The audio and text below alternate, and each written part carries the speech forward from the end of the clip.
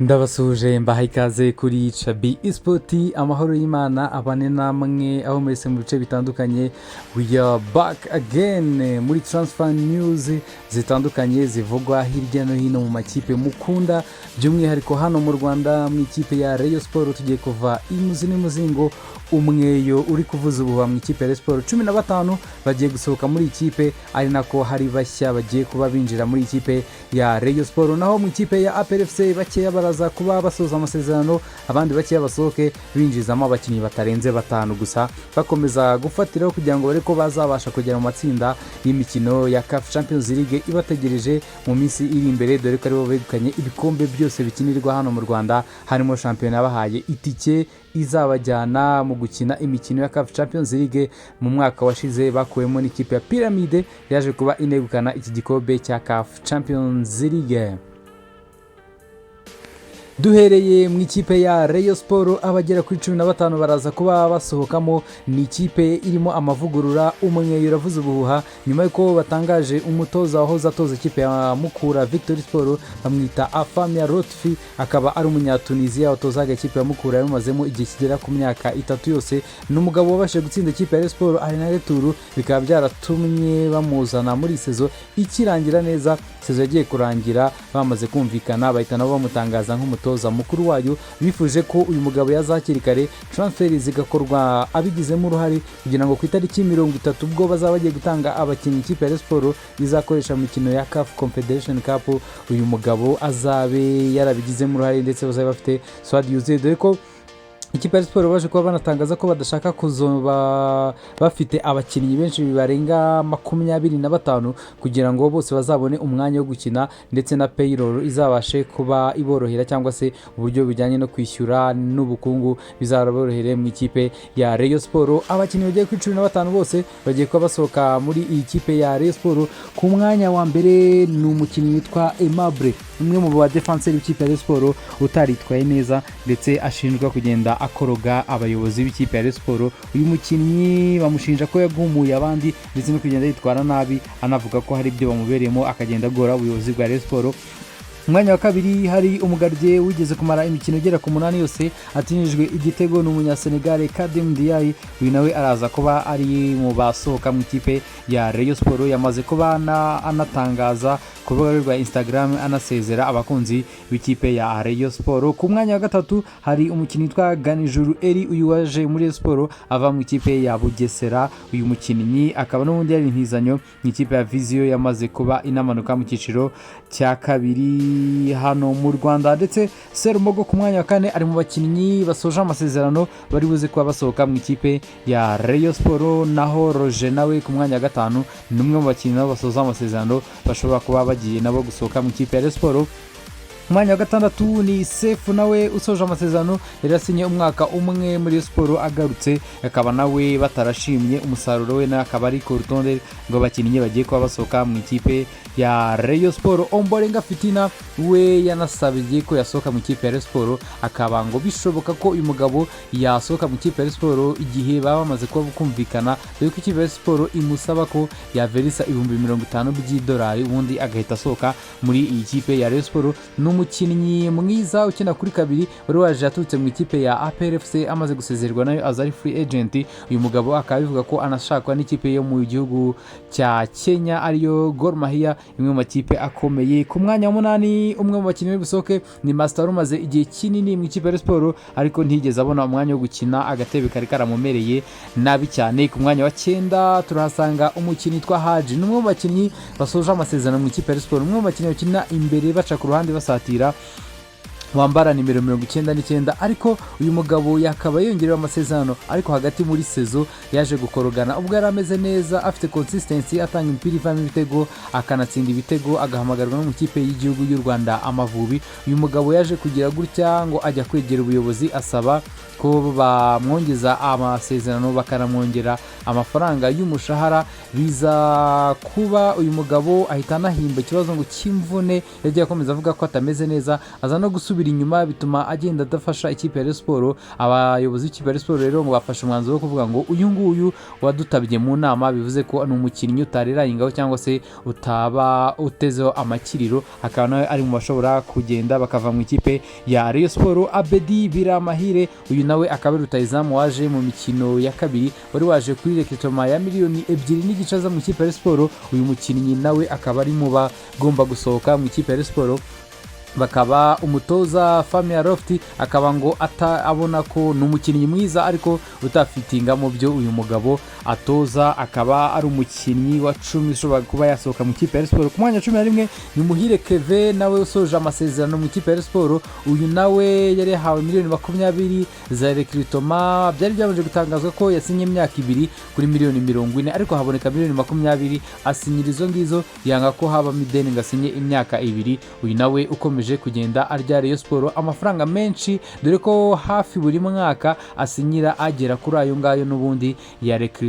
Uyu Muhire Keve ugenda asinya umwaka umwe, buri uko asinye umwaka umwe bakamuha recruitment nawe mu ikipe ya Rayon Sport. Ku mwanya 12 hariho umukinnyi witwa Suleiman Dafe, umukinnyi waje aturuka mu gihugu cya Mali, akaba ari umukinnyi ukina hagati yugarira. Uyu nguyu akaba ari umwe mu bakinnyi bari bamaze iminsi mike cyane, amezi 6 gusa, akaba nashobora kuba yasohoka mu ikipe ya Rayon Sport. Ku mwanya wa 13 umukinnyi witwa Asanana Inosa, akaba ari umukinnyi nawe uri mu bagomba gusohoka, umunyakameruni wari waje mu kwezi kwa mbere, nawe waje akaba yaragaragaje urwego rwo hasi cyane, nta kintu yigeze afasha ikipe ya Rayon Sport, akaba yarakinnye imikino itarenze 2. Naho uwo bita Abdul Jaro ku mwanya 14 niwe nawe ugomba gusohoka, akaba ari umukinnyi nawe wari waje muri uku kwezi kwa mbere, aguze agera kuri miliyoni 12 mu kwezi kwa mbere. Amezi 6 gusa birahagije ko uyu mukinnyi ashobora kuba yatandukana n'ikipe ya Rayon Sport. Umunyagine Bissau wari waje bazi ko ari rutahizamu uje gufasha nyuma y'uko Faringanye yari yavunitse mu mikino yari amaze gukina mu ikipe ya Rayon Sport. Ku mwanya 15 ni Pasia umuzamu, nawe ari mu bashobora kuba basohoka muri ikipe. Uyu waje aturuka mu ikipe y'Amagaju, nawe akaba ari umwe mu bakinnyi batishimiwe imyitwarire mu ikipe ya Sport n'urwego rwe. Ikipe ya Sport ngo ishaka kuba yakora neza mu mikino ya Confederation Cup, irashaka kwiyubaka ihereye ku mukinnyi witwa Nicolas Boato ukinira ikipe ya Mukura Victory Sport, akaba ari umugardier wafatiraga ikipe ya Mukura, nawe akaba asoje amasezerano, akaba yazana n'ubita Abedi nawe ukina kuri 2 waza gusimbura Ombolenga Fitina mu ikipe ya Rayon Sport. Akaba ari abakinnyi kuri ubu bari kugenda bavuga cyane, ndetse Rayon Sport ikavuga ko yajya no hanze gushaka abandi bakinnyi beza, harimo rutahizamu wazaza gufatanya na Faringanye. Mu mutima wa defense ho bafite abakinnyi 2, Youssou Diane umeze neza cyane, abanyasenegal 2 bavuga ko bo bahagije bazanaguma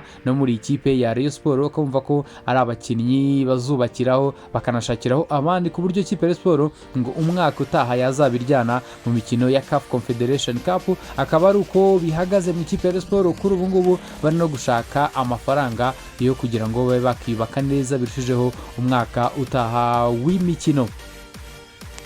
Tuvuye mu ikipe ya Rayon Sport reka tunyarukire mu ikipe ya APR FC. Nyamukandagira mu kibuga kikarasa imitutu, iyo ikaba imeze neza nyuma yo gutwara ibikombe byose bikinirwa imbere mu gihugu, igikombe cya Peace Cup cy'amahoro aricyo igikombe cy'igihugu, ndetse n'igikombe cya Heroes Cup, igikombe cy'intwari, ndetse n'igikombe cya shampiyona batwaye ku munsi wa nyuma, bagakora n'ibirori byiza cyane batsinda ikipe ya Musanze ibitego 3-1, hat-trick ya Ruboneka Jean Bosco atsinda ikipe ya Musanze, bitwara neza cyane. Ikipe nago irimo amatransferi menshi akomeye, ariko nimwe mu makipe nayo ifite abakinnyi benshi basoza amasezerano, ariko bamwe muri bo bashaba kuba bakongerwa amasezerano. Kugeza kuri ubu ngubu abakinnyi twavuga ko bagifite ibyo kuganira n'ikipe ya APR FC Nyamukandagira Ramazani usoje amasezerano, bitarashirwa hanze niba uyu mukinnyi azongerwa amasezerano cyangwa se niba azakomeza kigira ahandi. Umukinnyi twa Pavel Nzira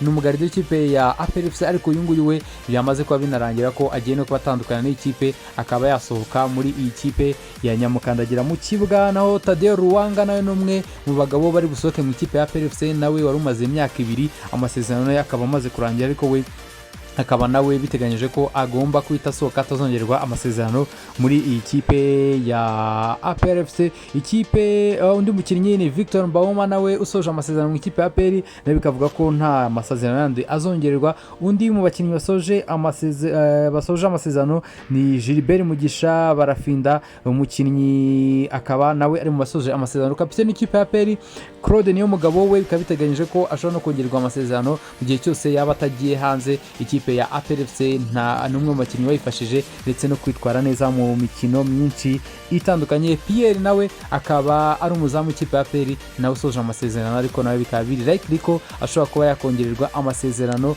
agakomeza gukinira ikipe ya APR FC kugeza kuri ubu ngubu. Na Pichu yasinye amezi 6, nawe n'umwe mu bakinnyi bafashije ikipe ya APR kuri ubu ngubu, akaba nawe asoje amasezerano ye mu ikipe ya APR FC. Akaba ari abo ngabo basoje amasezerano, ntabwo birajya hanze abazasohoka mu ikipe ya APR FC, ariko bo byemejwe biri likely ni Pavel Nzira, Tadeu Ruwanga ndetse na Victor Mbawoma, akaba ari bo basoje amasezerano. Abandi banyamahanga bose bakina mu ikipe ya APR FC bose bakaba bagifite amasezerano, barimo Yusuf Dauda, Ramin Ba, abakinnyi nka Bamamadusi nabo bagifite amasezerano muri iyi kipe ya APR FC, bakaba bameze neza, ndetse n'aba Arisuwane umwe mu bakinnyi bameze neza mu ikipe ya APR FC, ndetse n'abagande babiri, umwe Akim Kiwanuka ndetse na Denis Omedinho ukina imbere nawe asatira, bose baracyafite amasezerano dore ko basinye imyaka 2 n'igice mu ikipe ya Nyamukandagira. Mu kibuga nayo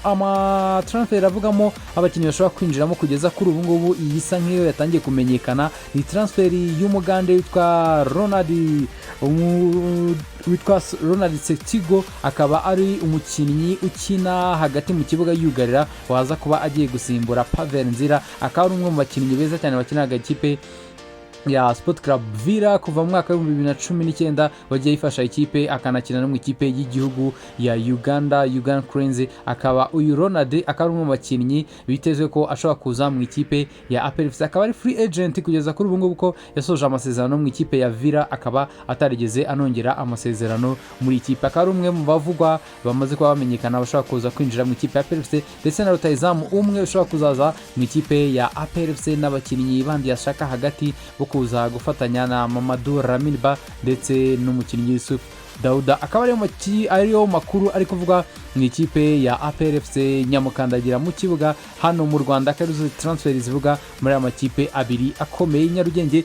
Tuvuye muri aya makipe y'amaklabu, ikipe y'igihugu y'u Rwanda Amavubi ikaba iri muri Algeria, igiye gukina imikino 2 ya gishuti n'ikipe y'igihugu ya Algeria. Umukino umwe wa mbere bazawukina n'ikipe y'igihugu ya Algeria ya mbere, ndetse uwa kabiri bazawukina n'ikipe ya Algeria ya Chani, kuko iya mbere izaba yagiye gukina n'ikipe y'igihugu ya Swede, izaba yahise izamuka ku mugabane w'Iburayi. Akaba ari uko mu ikipe y'igihugu bimeze, abakinnyi bose bameze neza, havuyemo umukinnyi wari wahamagawe ntiyaza kuboneka, akaba yaje kuba anatanga ibisobanuro, ndetse na Manshimwe Jabere nawe wangiwe kwinjira muri iki gihugu, dore ko ubwo yakinaga mu ikipe yo muri Algeria hari amakosa yakoze akaza gusohoka mu gihe visa yari yarangiye, akaba yarahanwe imyaka 5 atemerewe kwinjira mu gihugu cya Algeria. Abakinnyi b'Abanyarwanda uko bitwaye, Bonner yitwaye yatsindiye ku mukino wa nyuma, ndetse n'umukinnyi Georgia Kwizera nawe byaje kuba bitagenda neza mu ikipe, baratsinda mu ikipe ye akinamo ya Rhode Island